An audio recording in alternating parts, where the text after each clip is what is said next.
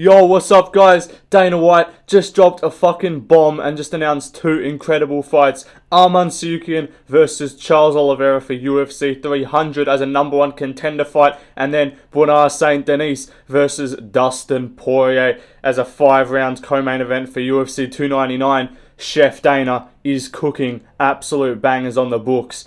I'm fucking excited. I just saw this just then. I was just scrolling my phone and then bam, Dana White. What's up guys? Back with some other fights. I was like, holy shit. And then I look at the caption and I say Benoit Saint Denis versus Dustin Poirier for UFC 299. I'm like, what the fuck? Crazy stuff. So only two announcements, but they're bangers. So I'm going to go through them real quick in today's video. But Charles Oliveira versus Arman Tsarukyan, I'm going to talk about that one first. Great fight. That's the on UFC 300. I don't know where it'll be. I assume that'll be a main card fight. You'd have to imagine. And Dana White announced that the winner of that fight will get a title shot because Islam is still injured and is waiting out till the summer. So that'll probably be like International Fight Week. So if we see Oliveira or Arman win in April, what's that, May, June, July, that's tough. That's a 3 or 4 month turnaround, so that's a rough one for them. But regardless, Islam could end up fighting in July and then turning back around in October to maybe fight a certain Frenchman if he gets over the line at UFC 299, hopefully. But regardless, Oliveira versus Tsarukyan, amazing fight, super intriguing style matchup. This is one that I'm not super confident on a prediction. I'm going to lean with Charles Oliveira to start off.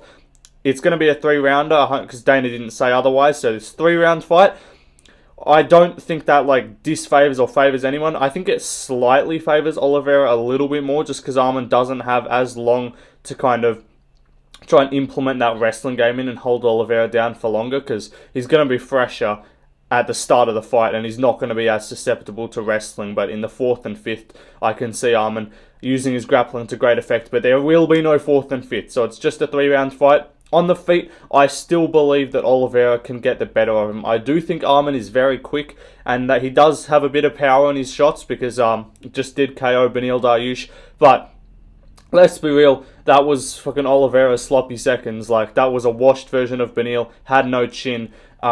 He got cooked up by Oliveira in June and then he just lost his chin. So Beneil Dariush, I don't rate that. I rate the win highly and I rate the knockout, but people are saying oh, he did it quicker than Oliveira. Obviously, it's better, and he flatlined him. Oliveira TKO'd him, but Oliveira beat Beneil Dariush on an 8-fight win streak. Arman beat him coming off a TKO loss, where he's just fucking had his potential of being a title challenger kind of stripped away from him. Still, impressive performance from Arman, but something I have noticed with Beneil is he's a very slow starter. So that's why I'm not overly surprised that both Arman and Oliveira were able to catch him because he's kind of slow twitch and he's not overly reactive to just fast, explosive shots. Arman came out of nowhere with the knee and just followed through with the right hand or left hand, I forget.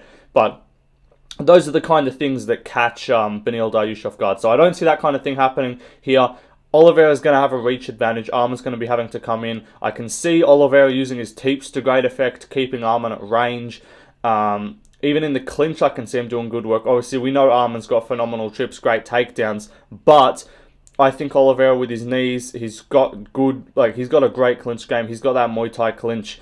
So I think he's going to get it done. I think, obviously, Arman's pure wrestling is better, I would say, and he's probably a bit quicker, but I think Oliveira's definitely more powerful. You can't just say because he KO'd Beneil with a right hand coming through, you can't say, oh, he's more powerful than Oliveira. Oliveira's dropped Chandler, he's dropped Gaethje, he's dropped Beneil. He hurts pretty much everyone he fights. Arman, that was basically the first time we really saw this guy have fucking power. His previous fight before that, he took it till the 3rd round to be able to TKO Joaquim Silva, who just struggled with Clay Guida. So it's not like I'm saying Arman's bad, but I was kind of thinking pump the brakes a little bit, if you know what I'm saying. I just don't think that we can start calling Arman a fucking power puncher or some just menace on the feet that's going to run through everyone in the stand-up. So I still think Oliveira's going to have another kind of you must have forgot, another one you thought this is the guy. No, I'm still him, and just kind of have one of those vibes. And I think he's going to get it done by TKO. I think or maybe even a sub. I doubt a sub though. Arman's got good grappling defense. So I think Oliveira gets it done by TKO. I can see knees in the inside, maybe getting up to the target because Arman is a shorter opponent. So I think the range and the dimensions of Oliveira are going to help him in this fight, in the clinch and in the range striking too. But even if Arman shoots in, he's got to watch the neck. So I just see a lot of things about this matchup that favour Oliveira. And if you're picking Arman, I'm not going to tell you you're wrong, but I'm just curious what you think he's going to do. Like, is Arman a better technical striker than Charles Oliveira? Is he going to outpoint him for 3 rounds? Is he going to just dominate him in the grappling? I don't think so. Like, him and Gamrot went back and forth in the scrambles for 5 rounds. I think Oliveira's a better wrestler and grappler than Gamrot. Maybe not better offensive wrestler because he doesn't shoot that much, but you know what I mean. Even like offensive striking, is Arman a better brawler than Oliveira? I don't think so. Like, who's he? Like, he stunk it up against Demiris Magulov. He got in a scrap against Joaquim Silva and got caught. Joaquim Silva's a guy who's got a bit of range to him and got some pop in his shots, just like Oliveira. So I think Oliveira's going to catch him at the end of some shots and rock him. And when you get stunned by Oliveira, you're in shit, like you're cooked. You just don't have anything for the guy because he rocks you. And then he's following up, he's getting you to the ground, or he's just TKOing you on the feet. Like against Chandler, as soon as he drops him once, he's done. Benil hits him with a head kick through the guard, done straight away. Gaethje dropped him to the ground. You're not getting up, buddy. So I do just think Oliveira's got the advantages in this fight. I know Arman's the up-and-comer. I know he had a really impressive performance recently, but think about it. Benil kind of washed before that. I do think Arman is still phenomenal. Like, he beat Gamrot in my eyes, but I just think Oliveira's still that guy. I don't think he's looked worse at all in his last fights. If anything, he looked better against Benil than he did against Islam. Maybe that's just credit to Islam being really good, but Benil soundly beat Matej. I know I'm not trying to use fucking 5-time MMA math or some shit, but Benil Dariush soundly beat Matej Gamrot in the grappling and the striking, both of which were competitive aspects for Gamrot against Tsarukyan. So you're going to tell me, I know obviously guys improve, and then Benil got worse too, in my opinion. That's I'm like, what are you kind of trying to compare? Like, either it's both ways, or you can't count that fight because Arman's improved, or you can't count that fight because Benil's declined. You can't have both worlds, in my opinion. So I think I do believe that Benil Dariush's performance against Gamrot showed that he was still fucking amazing because he did better. He beat Gamrot more soundly than Arman did, who lost. So you know what I'm saying? Regardless, that's my prediction for this fight. Oliveira by second or third round TKO with like a right hand. Catches him with a right hand, stumbles him, and then just follows up, drops him, knees, all that kind of vibe, and just cooks him up. But the next fight that we have here is the big one in my... I know Oliveira versus Arman's a higher profile fight, but this is the one I'm excited for. Benoit Saint Denis versus Dustin Poirier. 5-round co-main event in Miami. That card is ridiculous. Sean O'Malley versus Chito Vera. Benoit Saint Denis versus Dustin Poirier, MVP versus Kevin Holland, Gilbert Burns versus Jack Della Maddalena, Song Yadong versus Peter Yan, Gelton Almeida versus Curtis Blades. We've got another one that I'm missing. Matej Gamrot versus RDA. Like, there's other fights too. Munoz versus Kyler Phillips is on there. Like, this card is amazing. It's incredible stuff. So, amazing UFC 299. And this is a 5-round co-main event, which is going to be interesting because we haven't seen Benoit Saint Denis go long in the UFC. He just finishes everyone anyway. But I just got a feeling, man, that he's going to get this one done. Poirier, I'm not saying he's on the way out or washed or anything. Like, obviously, the Gaethje fight's what it was. He lost. But I just think the way he talks and stuff, he doesn't, like, after the Oliveira fight, he kind of thought, like, that was my last shot at a title. And then he beat Chandler and found himself in the Gaethje fight. It's like, if I win this, I'm probably back in there anyway, even though I don't deserve it.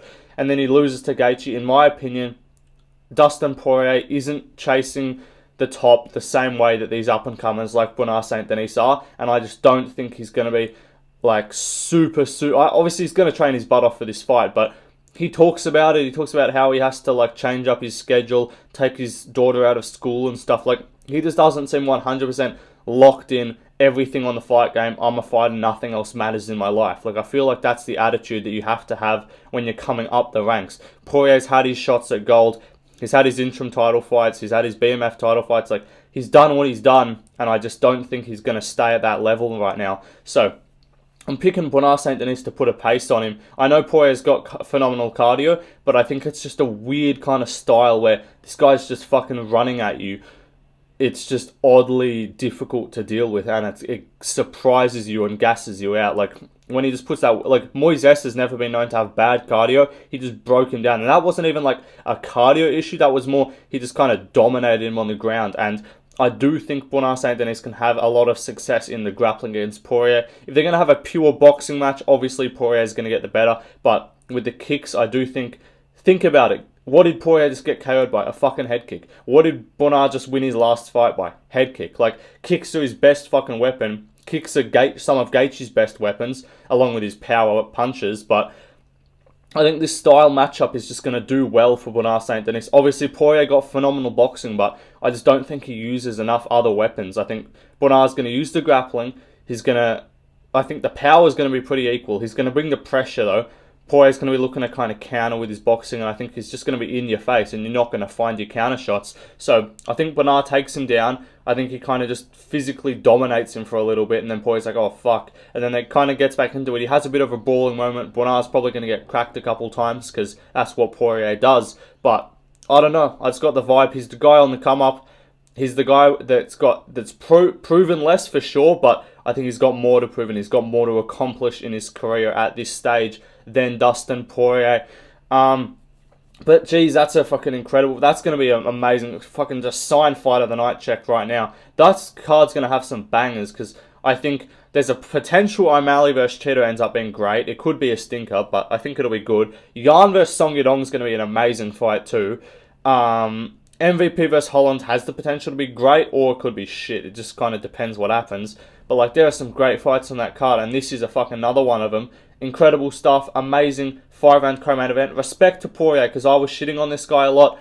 I was calling him sorry for not defending his ranking, for saying that other guys don't excite him. So I take that back. Dustin Poirier, you're a Chad. You've accepted a fight with a guy outside the top 10. I was like, Poirier ain't accepting a fight with number 5 Beneil Dariush at the time. That means like he clearly doesn't want to fight down. He's accepting a fight with number 12. So great stuff from Poirier.